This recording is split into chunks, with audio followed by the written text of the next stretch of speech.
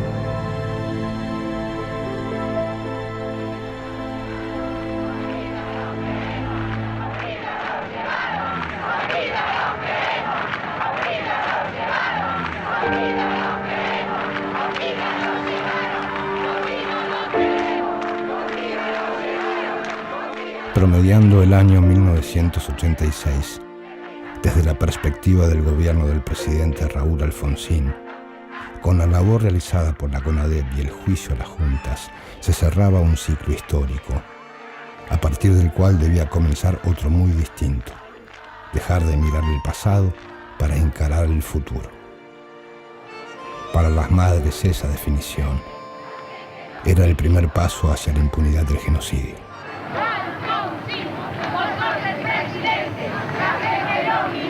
Desde que entró Alfonsín al poder, quería disolver a las madres. No es que nosotros queríamos disolver al ejército, ellos nos querían disolver a nosotros. Querían que no fuéramos más a la plaza, que no tuviéramos más la casa, que ya todo se arreglaba, que ya estaba, que con la democracia se come, se vive, se cultiva, se hace todo, mentira. Y nosotros no le creíamos. Entonces, lógico que ellos nos acusaran de todo lo que nos acusaban, porque no podían con nosotras. Y pensábamos que era un cambio, que era distinto, que íbamos a poder conseguir algo. Pensábamos que íbamos a ser más comprendidas y atendidas. Y no fue así.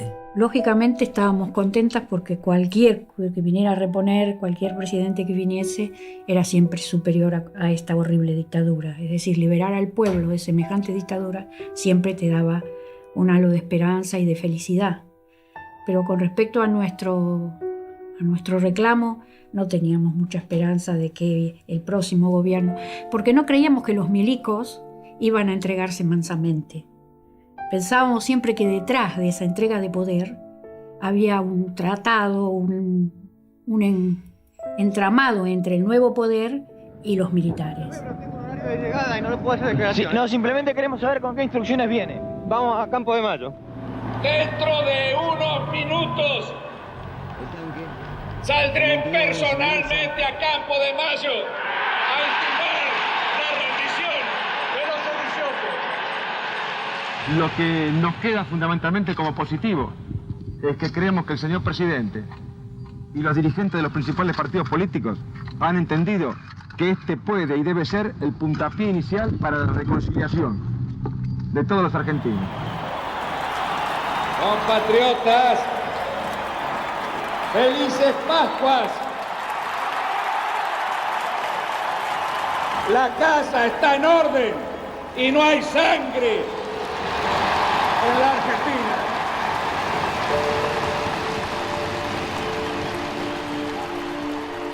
Frente a las presiones de los militares, materializadas en varios alzamientos carapintadas, el Congreso Nacional sancionó 2 leyes que confirmaron la desconfianza de las madres para con la política de Alfonsín. La primera ley, llamada Punto Final, imponía un plazo de 60 días para la iniciación de causas judiciales. Lo que no se hubiera hecho en ese plazo quedaba definitivamente prescripto y, por lo tanto, fuera del alcance de la justicia. La segunda ley, llamada obediencia debida. Eximía a los oficiales de las Fuerzas Armadas desde los cargos de jefe hasta los niveles inferiores, quedando los oficiales con mando superior excluidos de este beneficio. Su consecuencia directa fue el desprocesamiento de casi todos los militares sometidos a la justicia. Abriendo para que salgan. Vete más al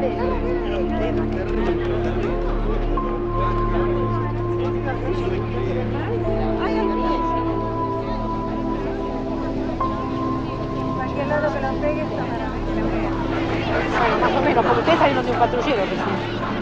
¿Y por qué están filmando si salen de un patrullero? Yo no filmé a los patrulleros, nosotros no los filmamos. Sí, pero no me toca a mí. Bueno, pero yo creo que estoy tocando. Vos me estás filmando, anda. Anda a filmar a tus patrones, anda. Que tenés mucho desgraciadamente. Obediencia de vida, vaya. Vayan, obediencia de vida.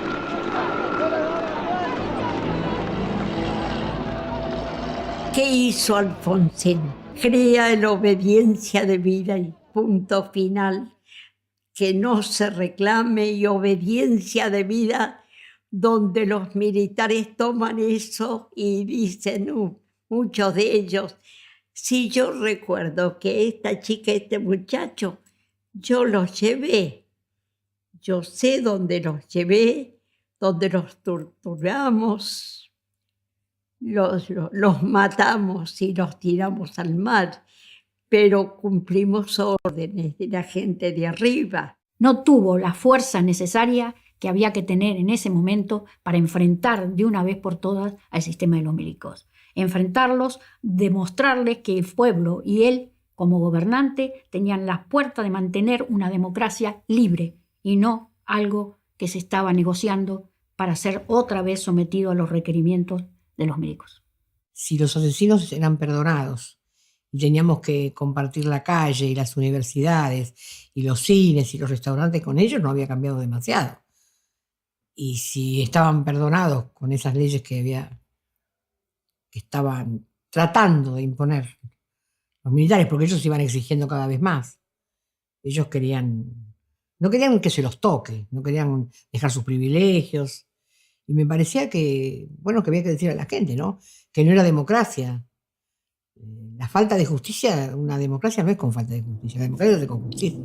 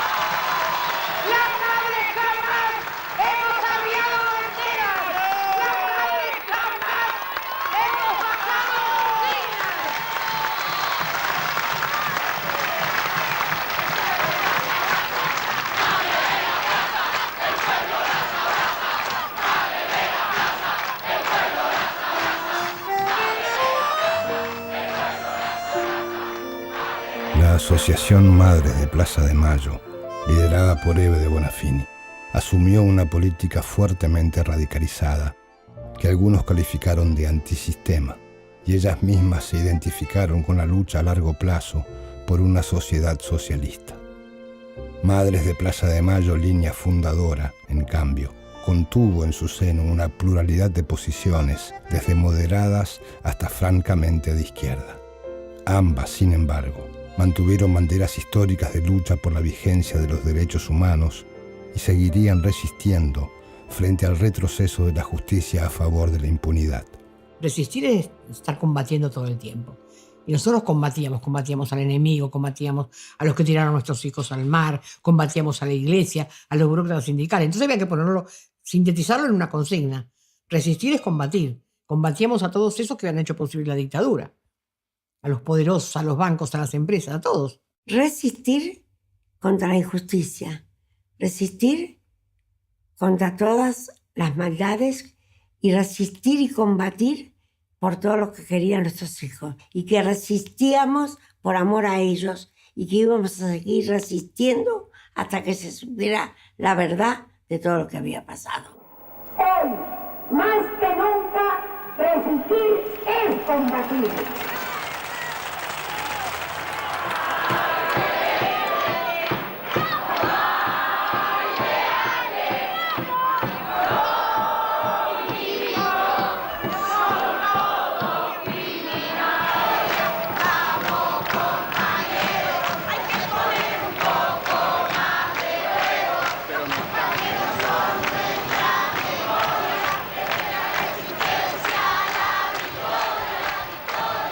Exigir lo que exigíamos las madres no significaba que iba a ser peor todo, por lo menos para nosotros.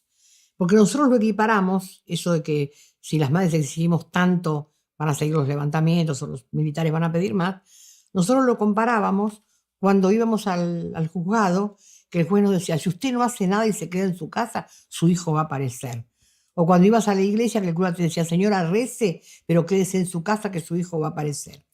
Era como si hacíamos algo, éramos los culpables nosotros. Y nos sentíamos igual en ese momento. Que si nosotras pedíamos lo que pedíamos, éramos culpables de los levantamientos. No. Era la debilidad del gobierno de Alfonsín que hacía los levantamientos. Alfonsín ya había hecho lo que querían. Entonces necesitaban otro para otras cosas. Y creo que le hicieron un trabajo. Y Alfonsín se fue, no se quedó. Se fue antes de tiempo. El plan económico que ya se venía dando desde la dictadura, que creyeron que con Alfonsín iba a ser más manejable, y vieron la posibilidad de que Alfonsín era un débil y que lo podían sacar, y que con la hiperinflación era fácil sacarlo. Entonces se dedicaron de lleno a aumentar todo, a hacerle la vida imposible. Se tuvo que ir por eso. He resuelto resignar a partir del 30 de junio de 1989 el cargo de presidente de la Nación Argentina, con el que el pueblo me honrara desde el 10 de diciembre de 1983. La pérdida de legitimidad con relación al tema de los derechos humanos y la justicia, la crisis de gobernabilidad, fortalecida por los alzamientos militares, las claudicaciones, la hiperinflación promovida por los grandes grupos económicos y la falta de respuesta oficial a esa maniobra condujeron a la efectiva derrota electoral del radicalismo el 14 de mayo de 1989 y al fin del gobierno de Alfonsín, quien entregó el poder anticipadamente el 8 de julio de 1989 al presidente recientemente electo Carlos Saúl Menem. Yo, Carlos Saúl Menem, juro por Dios nuestro Señor y estos santos evangelios desempeñar con lealtad y patriotismo el cargo de presidente de la Nación. Menem siempre fue un parapsicólogo, ¿viste? Era más parecido a un parapsicólogo que un abogado. Entonces, desde hablar de revolución productiva, cuando él ni loco iba a hacer eso, hablar de que iba a ser una isla no sé dónde, íbamos a llegar a Japón no sé cómo, todas eran cosas muy locas que nadie le podía creer. No era eso lo que iba a hacer. Después lo dijo. Si yo decía lo que iba a hacer, nadie me votaba.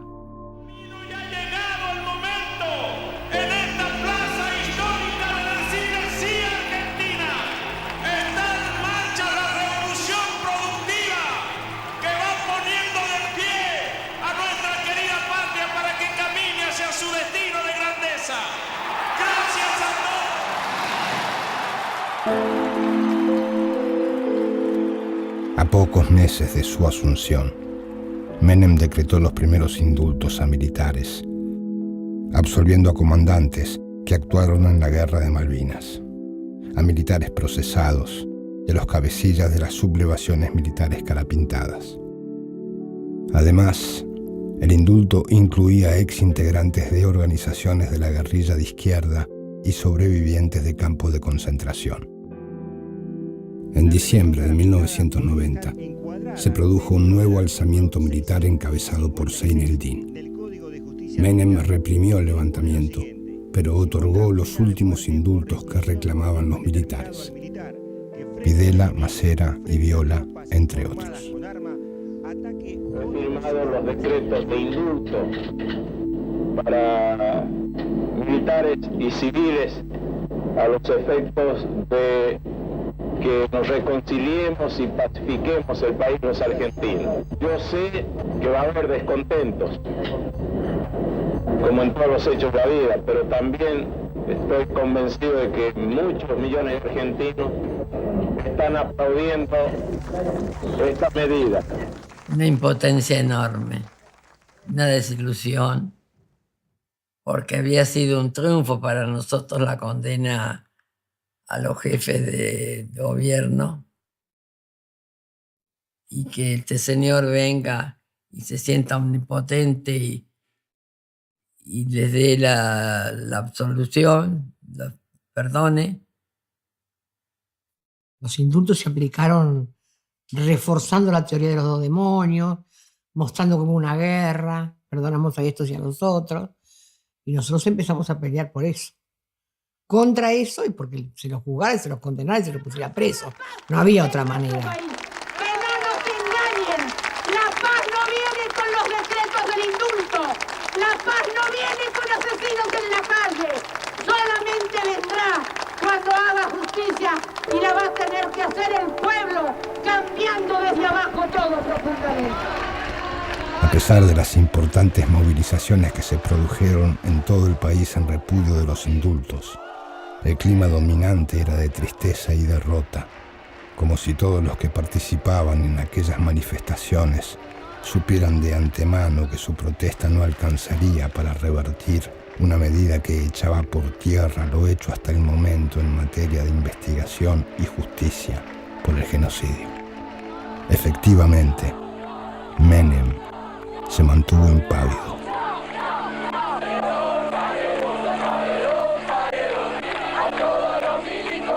Nos preocupa como el indulto como falta de justicia, nos preocupa también por lo que esto significa para los niños, no solo los desaparecidos, sino todos los niños que están mirando lo que hacemos los mayores y que estamos ignorando la labor de la justicia, lo que significa un retroceso en la democracia. Al señor presidente de la Nación, doctor Carlos Saúl Menem. No me voy a olvidar nunca de esa marcha, como la vivimos. Había gente muy enojada,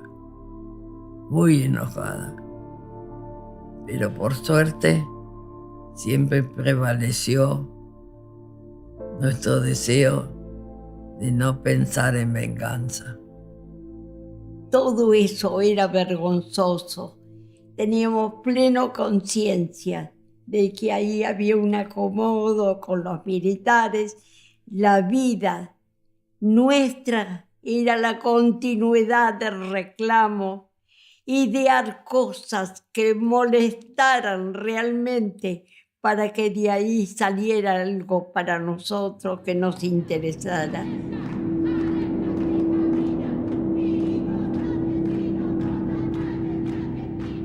Había habido una propaganda de muchos meses de Menem que, bueno, aconsejaba que para que no pase, que no hubiera desaparecido, que no nos pasara otra vez como nosotros, que no cuidamos a los hijos, según él, y que entonces aconsejaba y le preguntaba a la gente, ¿sabe está dónde es su hijo ahora? Ocúpese de dónde está su hijo.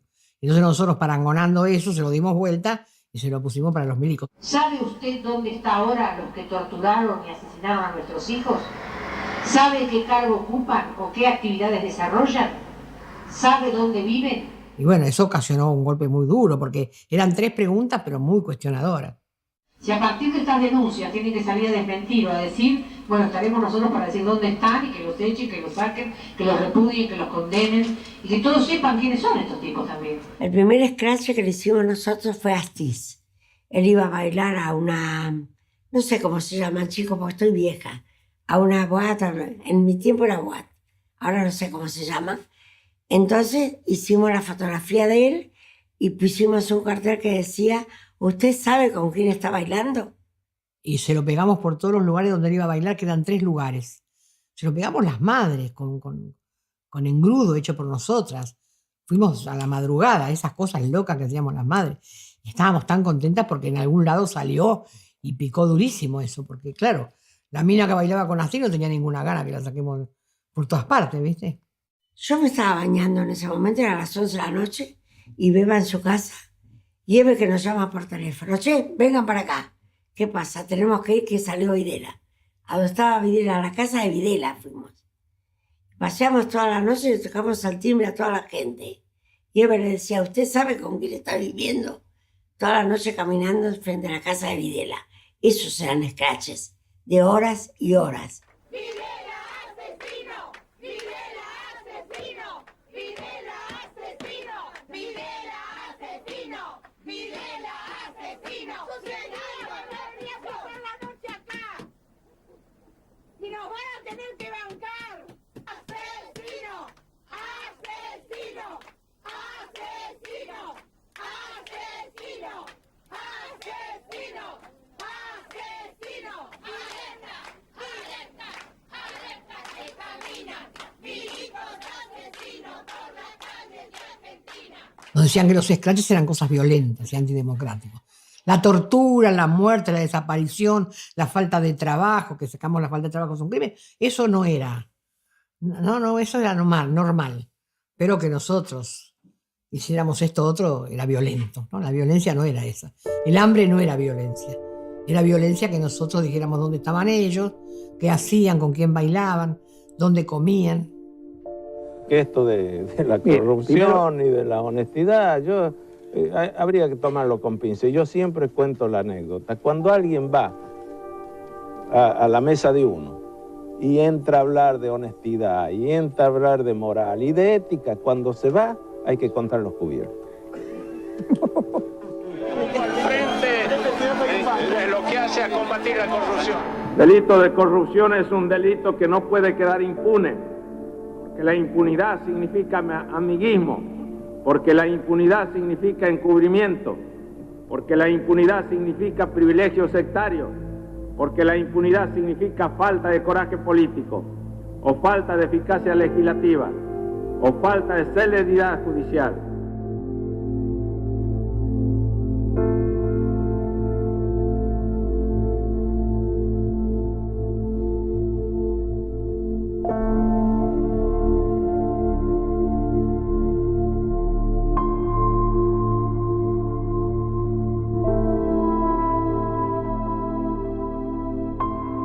Menem vino totalmente pactado con la derecha.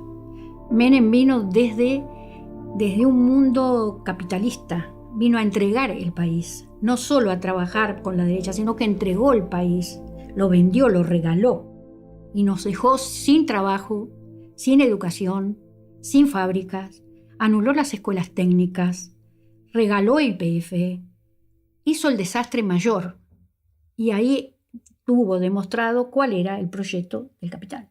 Fue un crimen, porque las empresas que él regaló se vinieron todas abajo, no se cuidaron más, hizo todo miñango. Y todos se llevaban la plata para afuera y acá no nos quedaba nada. Menem dejó el país más pobre que se pueda pedir.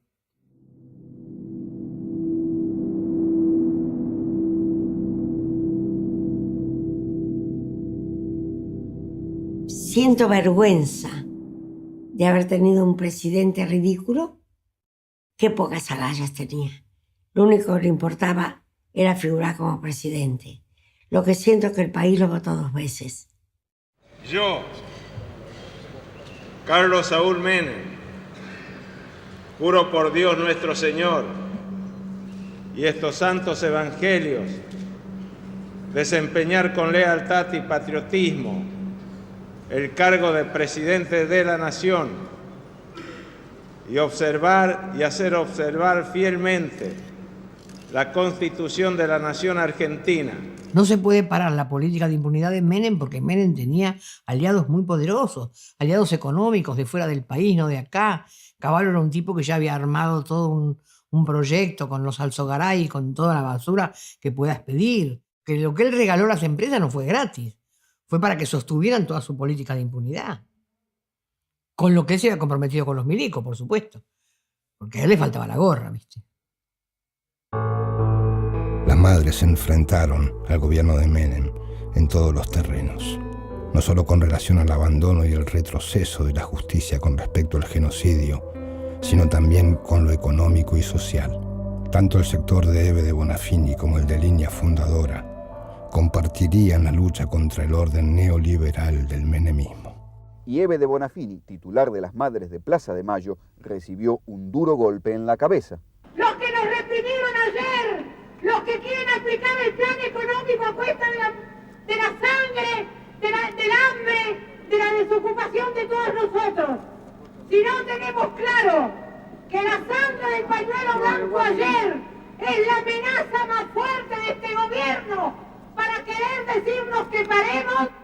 Miles de personas marcharon hoy a la legislatura de la provincia de Buenos Aires para repudiar la violenta represión policial de ayer contra estudiantes que defendían la gratuidad irrestricta de las universidades. Bueno, esto de que las marchas crecieran tanto en la época del final de Menem tiene que ver con lo que estaba pasando en el país. La gente al principio le creyó a Alfonsín, fue un fracaso. Y después los que votaron a Menem, que votaron cualquier candidato, también empezaron a ver que se caía todo. Entonces la gente empezó a ver que tenía que organizarse, a ver que tenía que agruparse en algo. Y eso hizo que la plaza fuera lo que contuviera todo eso, ¿no? Las marchas de la resistencia eran como una contención para la gente. Y el 24 de marzo tenía que ver con lo que había pasado, y como no queríamos que vuelva a pasar, y como las cosas estaban bastante mal, la gente dijo, bueno, vamos a la plaza, que es una manera de decir, estamos acá, estamos repudiando, no queremos que pase más, lo que ya pasó. Y se empezó a sentir mucho que la gente ya quería participar, quería salir, quería reprochar todo lo que se estaba viviendo. Y eso impulsó mucho, porque siempre las movilizaciones populares son importantes, siempre que el pueblo sale a la calle es importante. Y las madres nos sentimos más acompañadas porque habíamos estado muy solas. Y ahora el ver que otra vez el pueblo salía a la calle era como que un resurgir en la lucha, y fue muy, muy importante. El gran seductor que usted tiene, ¿si le molesta un poco? No, todo lo contrario, me ayuda. Yo me la paso haciendo cosas para mi cuerpito, para gustarle a alguien, por favor.